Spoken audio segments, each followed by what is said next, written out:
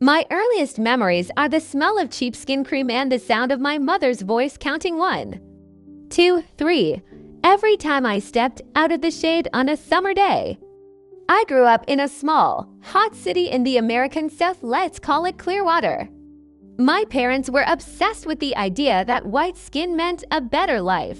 For as long as I can remember, they drilled into my older sister, Diana, and me that the closer we looked to porcelain dolls, the more we'd be loved not just by them, but by the whole world. Most mornings, my mom would stand us in the cramped bathroom, squinting at us under the flickering light, then lather our arms and faces with whitening cream she'd buy in bulk at the dollar store. She'd hum quietly while she rubbed it in, like it was some gentle act of care, but her hands were always rough, impatient. "Hold still, Celia, it's for your own good," she'd say, frowning if I flinched at the burning sensation. Diana always took it better than me. Where I tried to scrub the cream off when she wasn't looking, Diana took the obsession further. She'd set alarms every 2 hours through the night so her sleep would be constantly interrupted, leaving her looking paler from exhaustion. I used to think she was just trying to please Mom, but as we got older, it became clear that Diana believed it too. She had internalized every twisted lesson. Being compared to her was a daily ritual. If Diana got new dresses, jewelry, even just an extra slice of cake, it was always because she looks so pretty, so delicate, so careful about her skin. Meanwhile, if I got a B in school or spent too much time playing outside, my mom would say, "I wish you worked as hard on being beautiful as your sister." I tried to earn love in other ways: perfect grades, cleaning the house, helping Dad in the garden. Once, I even gave my mom a foot massage just to hear her say thank you, but she only sighed and told me to use lotion on my own hands. "They're too dark, Celia." Every day, I felt smaller. On my 16th birthday, instead of a celebration, my parents gave me a tub of super-strength bleaching cream they'd ordered from somewhere overseas. The label was in another language. It burned so much when I tried it that I cried myself to sleep holding a stuffed bear I'd outgrown years before. Diana found me, and for a moment, I hoped she'd finally break the cycle, maybe even stand up for me. Instead, she hugged me and whispered, "You'll get used to it." "Celia, I did. Look how happy Mom is with me now." As the years went by, my world became smaller and paler. I wore foundation to shades lighter than my skin and straightened my hair until my scalp stung. I started to look at myself only in dim bathroom mirrors, never daylight, terrified of what I might see. Despite all this, I dreamed of being normal, of wearing shorts in the summer, laughing with friends at the beach, letting my curls out. I dreamed of a day when my worth wouldn't be measured by how pale I could make myself. But in my family, there was no room for rebellion. I barely noticed when my father drifted into the background. He worked long hours and barely spoke to us except to scold or enforce Mom's rules. Diana became more like a third parent, always correcting me, always watching. When I was a senior in high school, I met Marcus. He was quiet, kind, and absolutely not the type of boy my parents would approve of: tall, brown-skinned, with the kind of easy confidence I envied. For the first time, someone saw me as more than just a project to be fixed. He liked my laugh, my hair, my real skin. When I told him about my family's routines, he was horrified. "Celia, that's not normal. That's not love." His words scared me. I'd spent my whole life believing that if I just worked harder, I'd finally be enough. I tried to keep Marcus a secret, but Diana found out. She threatened to tell our parents unless I broke up with him. "You know what they'd do," she said, her eyes wide and fearful, not for me, but for herself. "Don't ruin this for us." Around this time, things at home got worse. My mother started tracking how much time I spent in the sun, keeping a little notepad and marking a tally every time I stepped out of the shade. Each tally meant a hard slap when we got home. Some days, I'd hide at the back of the school library until dusk, just to avoid giving her another reason to be disappointed. I started to realize the damage wasn't just on my skin, it was deep in my bones, in the way I thought about myself. I watched Diana with a mix of resentment and pity. She looked almost sickly, but Mom beamed at her in a way she never had with me. I stopped trying to earn her approval. In secret, I started going for runs outside, feeling the sun on my skin, listening to music Marcus sent me. Still, every time I looked in the mirror, I saw my mother's disappointment. The sense of not being enough, of never being enough, haunted me day and night. I kept hoping that one day something would break, that somehow I'd escape the weight of porcelain skin. College was my escape. I moved 3 hours away to a state university in a city where nobody knew my story. My parents didn't fight me on it. Maybe they figured I'd finally fix myself away from their daily watch, or maybe they just didn't care. I brought a single suitcase, my old teddy bear, and a box of creams I'd stopped using, stuffed at the bottom out of guilt. For the first time, I felt sunlight on my skin without keeping count. My roommate, Sherry, was loud, artsy, and always barefoot, her apartment cluttered with paints and thrift shop clothes. She wore her hair in wild, natural curls, and bothered by what anyone thought. I watched her move through the world so freely, trying to mimic her confidence, but always aware of the invisible leash my family had left around my neck. It took months to stop flinching at my own reflection.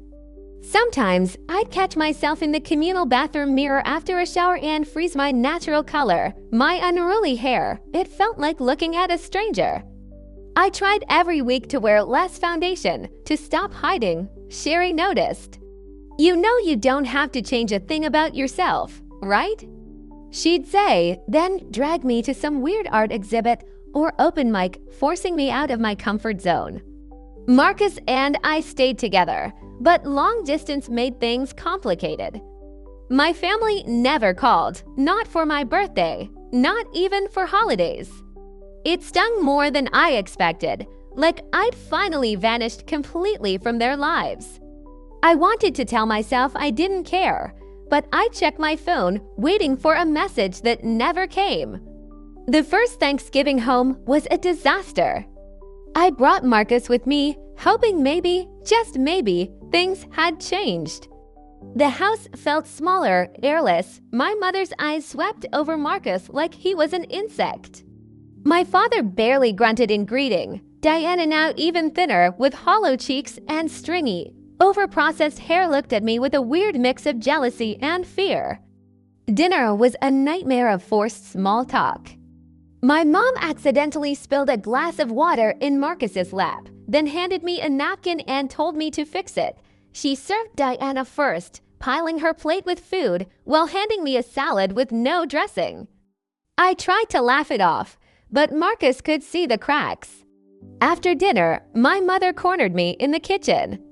"You're making a fool of yourself, Celia. You know this boy isn't right for you." Her voice was soft, deadly.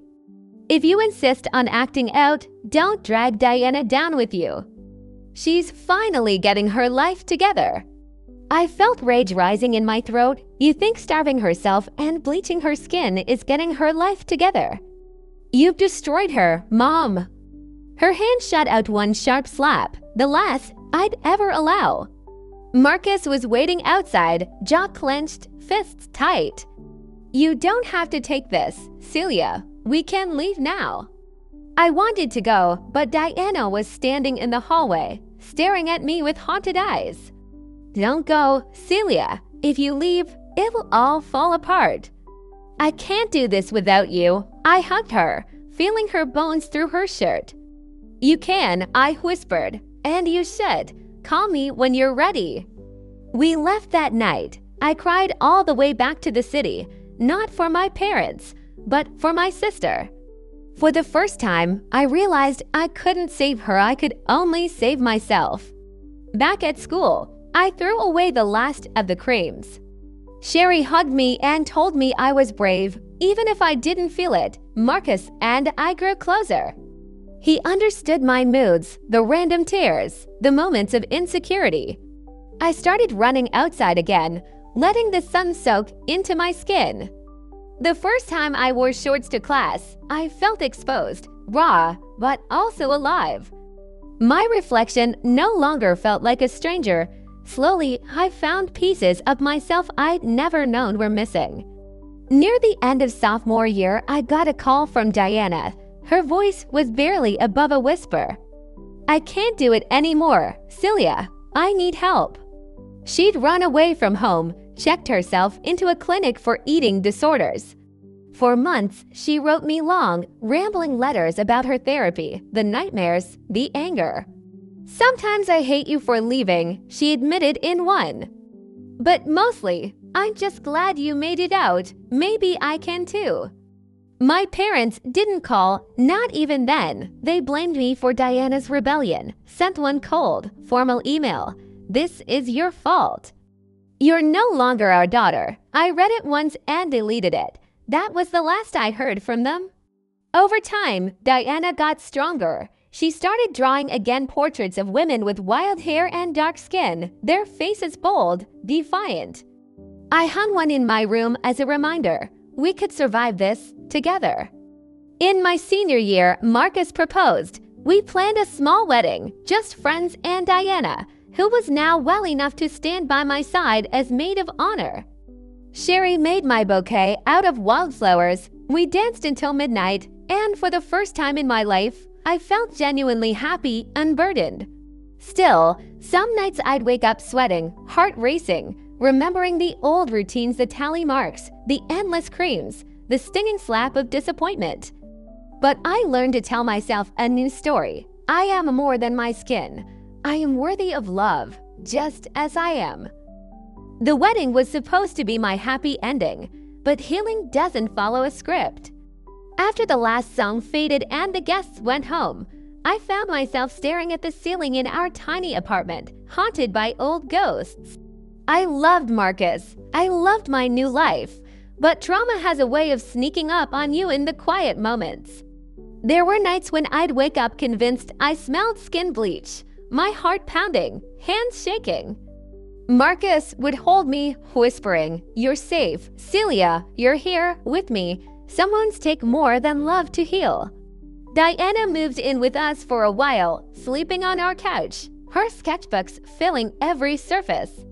She was working hard in therapy, relearning how to eat, how to sleep, how to trust. Sometimes we argued, memories boiling over in stupid fights about dirty dishes or missed appointments. But other times, we talked for hours, sharing memories we'd both buried.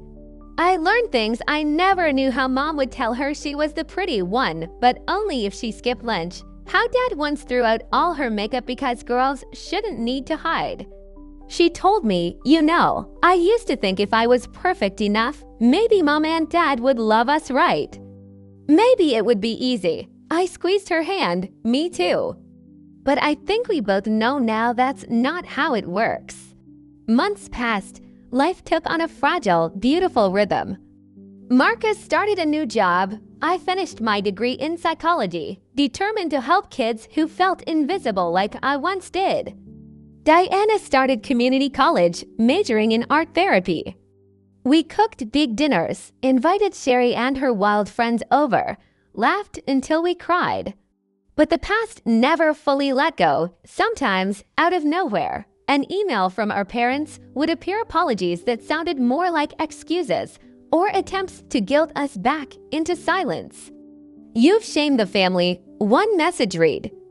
Another just said, "Come home, Diana. We can fix this." We blocked them. Therapy helped.